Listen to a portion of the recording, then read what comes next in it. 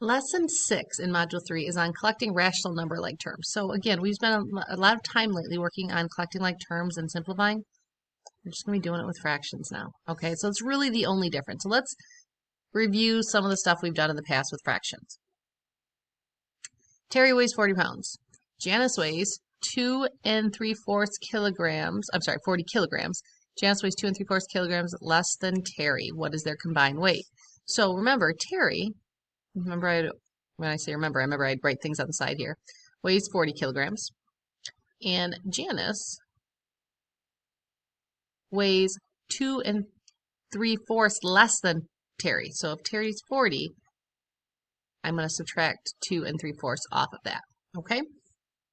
So let's start with simplifying this part here. I want you to remember that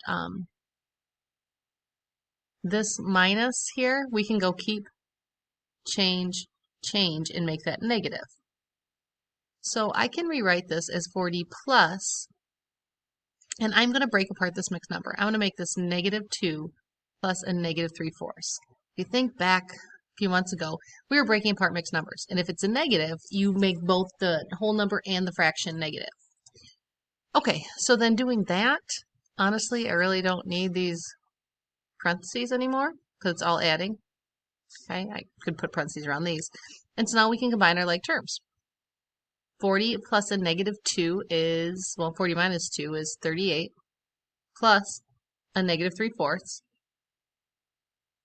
Excuse me, and I'm just going to use maybe some mental math here. If I have 38 and I'm taking away 3/4, that means I'm left with 37 1/4. Okay? So now I know Terry weighs 40 and Janice weighs 37 1/4.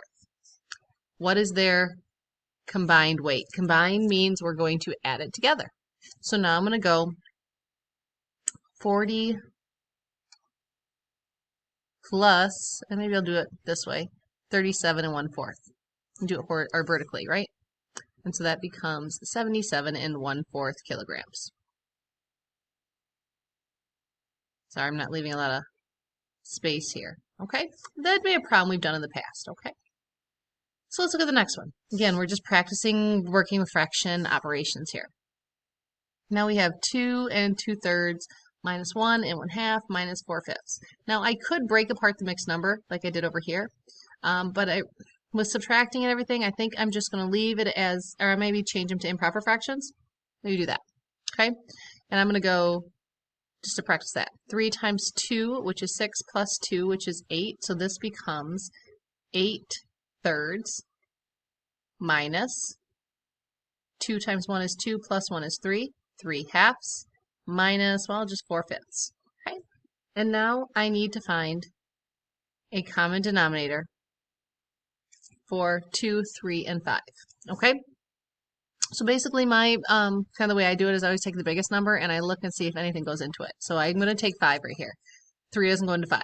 Okay? So 5 doesn't work as a common denominator. So I'll do 5 times 2 is 10. 3 doesn't go into 10. Okay? So let's do 5 times 3 is 15. 3 goes into 15, but 2 doesn't. Okay? So 5 times 4 is 20. 3 doesn't go into it. 5 times 5 is 25. 3 doesn't go into it. 5 times 6 is 30. 3 goes into 30. And 2 goes into 30. So I'm going to rewrite these out of 30.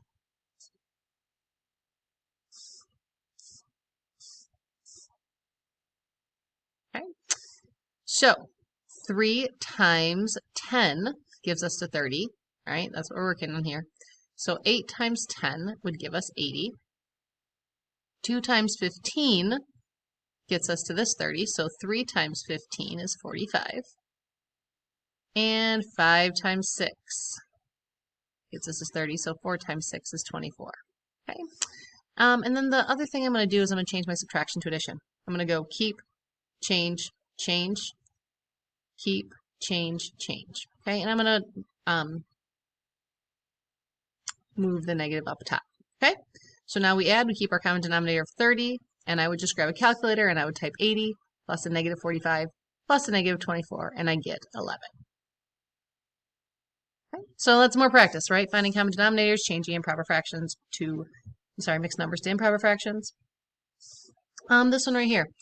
1/5 plus -4. Well, I know that they have different signs. So here's our rules for integers and rational numbers with different signs. Positive and negative, they have different signs. We subtract. Okay, I can make this a 3, and then I can borrow and put 5/5 over here, right? So if I have 5/5 and I take away one of those fifths, that's 4/5. And then I bring down my 3. Now, if you remember, we circle the one that's bigger, the one that's farther away from 0, the greater absolute value. And since that's negative, my answer will be negative. Look at all this work we've done in the past with fractions. One more. Multiplying. That's what this means, right? When you have a number right by parentheses, it means to multiply. So I'm going to rewrite this as 4 over 1 times 3/5. Okay? Now, rules for multiplying say we multiply straight across, but I can cross reduce, maybe. So I'm going to check out the 3 and the 1. They have a common factor of 1, which doesn't help. And the 4 and the 5 have a common factor of 1, which doesn't help. So I'm going to go 4 times 3 and get 12, and 1 times 5 and get 5. Okay, you can leave it as an improper fraction, or you could say 5 goes into 12 2 times. That's 10, so there's 2 of the fifths left over. All right, so those were just some warm-up things of the work we've done with fractions in the past. So we're going to do one example here, and it's going to look intimidating. And it's only going to look intimidating because there's fractions. Because if I took this problem and I erased out the denominators and I just said, hey, 2n minus 3n plus 1n, you would do that no problem, hopefully, at this point. You see they're all like terms. And you go 2 minus 3 plus 1. Well, we're going to do the same thing, but now we have a denominator. Okay? So, let's find a common denominator for these, right? So if this is 3, 4, and 6, remember my rules. I take the 6, and I see what goes into it. 4 doesn't go into 6. 6 times 2 is 12. Well, oh, yeah, we can do 12, right? So I am going to rewrite these. I'm going to move it over here a little bit so I have some room to work. Out of 12, okay? And notice I'm just kind of carrying those variables along so I don't forget it. All right, so what do I do to 3 to get 12? Well, I multiply it by 4. So 3 times 4 is 12, so I got to go 2 times 4, and that's 8.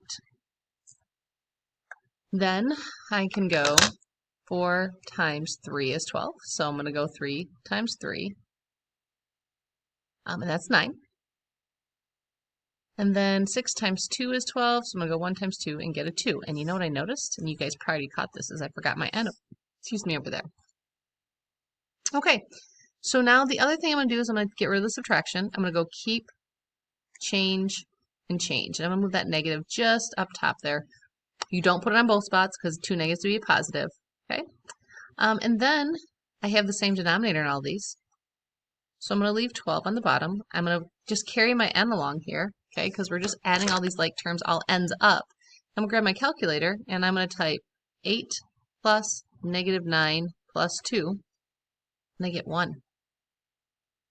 Okay, so this thing right here, we did it the same way as we had, like the example I had without the denominators. We're just adding them all together. Even though subtraction, I change it to addition. We're not changing the process of how we do things, but we're going to start combining the work we've done with fractions in the past, like finding a common denominator.